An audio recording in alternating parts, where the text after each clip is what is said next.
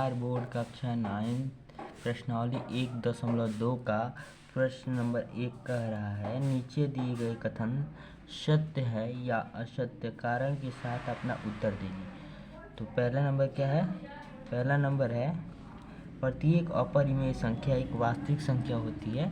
तो आप क्या कहेंगे? हाँ। तो क्या होगा? एक का उत्तर हाँ, प्रत्येक अपरिमेय संख्या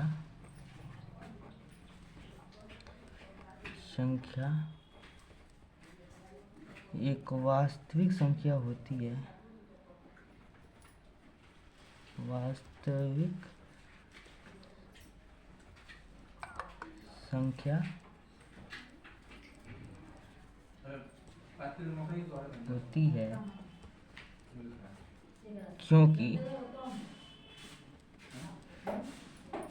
वास्तविक संख्या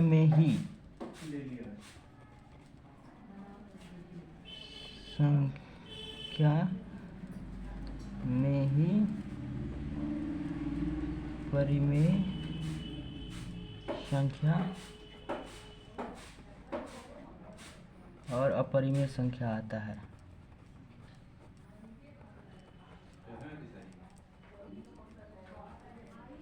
संख्या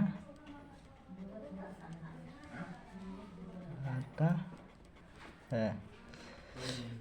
ये प्रश्न नंबर 1 कह रहा है कि प्रत्येक अपरिमेय संख्या एक वास्तविक संख्या होती है। तो हाँ, क्योंकि वास्तविक संख्या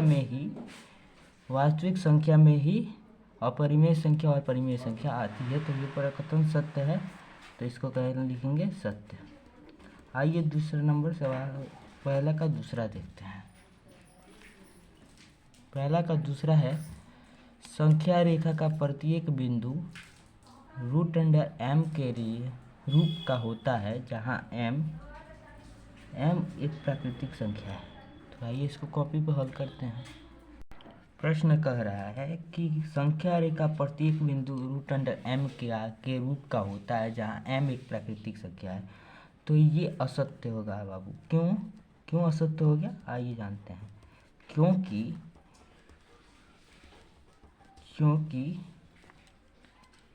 संख्या रेखा के प्रत्येक बिंदु में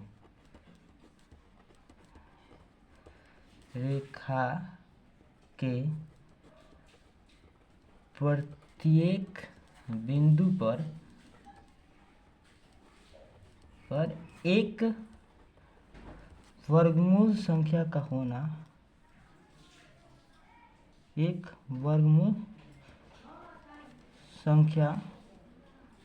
का होना संभव नहीं है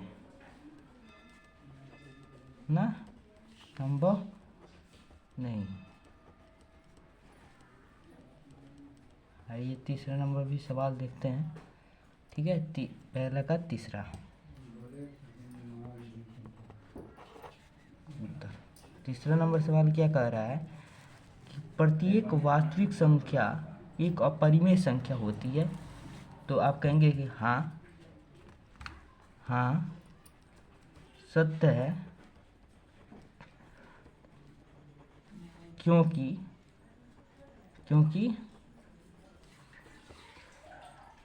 वास्तविक संख्या में परिमेय और अपरिमेय दोनों संख्या शामिल होती है और अपरिमेय दोनों संख्या शामिल होती है।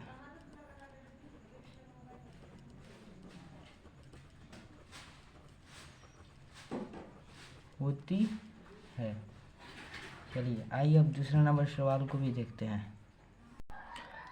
दूसरा नंबर प्रश्न है, क्या सभी धनात्मक पूर्णांकों के वर्गमूल अपरिमेय होते हैं? यदि नहीं तो एक ऐसी संख्या के वर्गमूल का उदाहरण दीजिए जो एक परिमेय संख्या है। तो आइए इस सवाल को भी हल करते हैं। उत्तर ही क्या होगा कि सभी धनात्मक पूर्णांकों के वर्गमूल अपरिमेय नहीं होते। पूर्णांकों के वर्गमूल अपरिमेय नहीं होते क्योंकि आप लोग देखिए, क्योंकि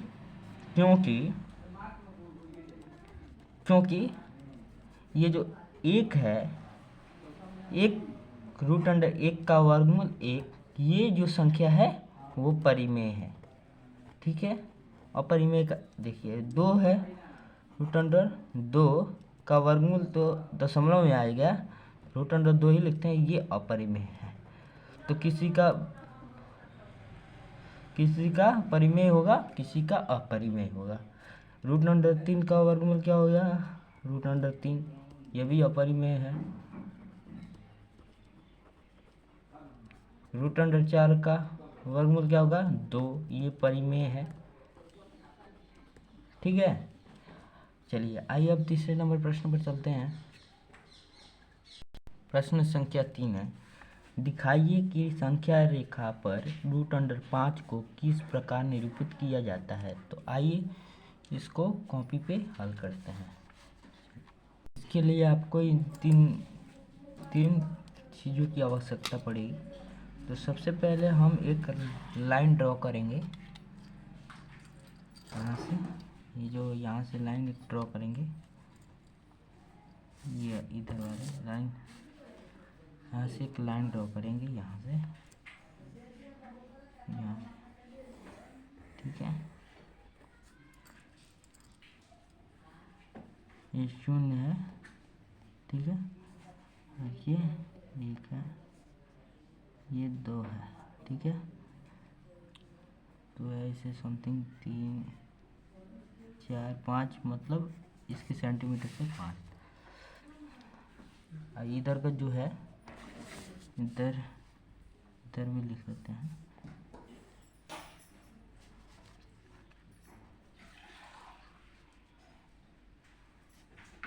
यहाँ से ये जो हो जाएगा, ये 0 हो जाएगा, ये -1 हो जाएगा। ठीक, तो यहाँ पर ये देखिए, ये 1 हो जाएगा, ये 2 हो जाएगा, 3 हो जाएगा, 4 हो जाएगा, ये 5 हो जाएगा और ये 6 हो जाएगा। ठीक है, अब देखिए रूट अंडर जो 5 है, रूट अंडर 5 ये 2.2 के समथिंग आता है। तो हम 2 पर 90 डिग्री का लाइन खींचेंगे। हाँ, 2 से 90 डिग्री का। ठीक है, यहाँ से 1 सेकंड, 2 से हम लाइन खींचेंगे 90 डिग्री का। अब आप कहेंगे पूरा इतना बड़ा, नहीं, बहुत छोटा से कि कई यहाँ से इतना बड़ा लाइन खींचेंगे। ठीक है, अब यहाँ से इसकी दूरी नापेंगे, थोड़ा बड़ा हो गया है ना, रुकिए इसको छोटा कर रहा है। अब इस लाइन को जो है, इस वाले लाइन को हम 0 से मिला देंगे। ठीक है, और फिर इसको इतना नापेंगे, यहाँ से 0 से लेकर 2 तक, और फिर 0 से काटेंगे, 0 से यहाँ से काटेंगे। ठीक है, अब ये जो ये है,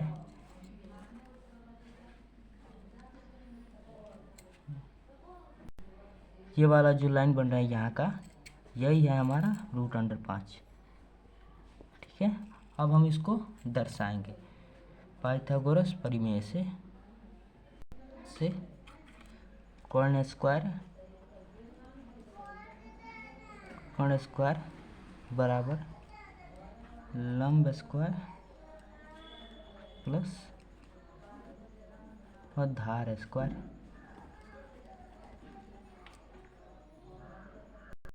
और ये हम लोगों ने 1 इकाई लिया था, ये जो है हम लोगों ने 1 इकाई लिया था, सॉरी इसको लिखना भूल गए, ये हम लोगों ने 1 इकाई लिया था, ठीक है। तो देखिए हम आपको समझाने का कोशिश कर रहे हैं कि कैसे √5 आया है, ठीक है।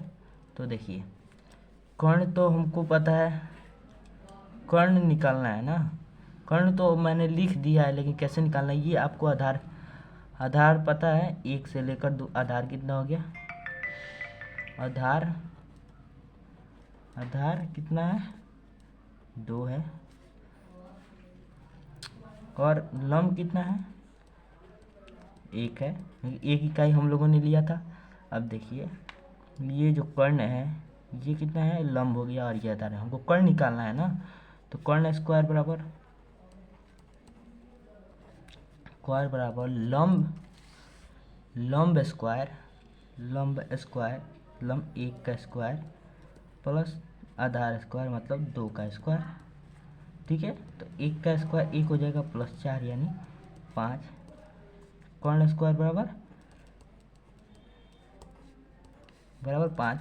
तो कर्ण बराबर कितना हो जाएगा, बराबर √5। देखिए आ गया, ये कैसे आया है, ये देखिए ऐसे आया। चलिए मिलते हैं अगली वीडियो में, तब तक के लिए जय हिंद।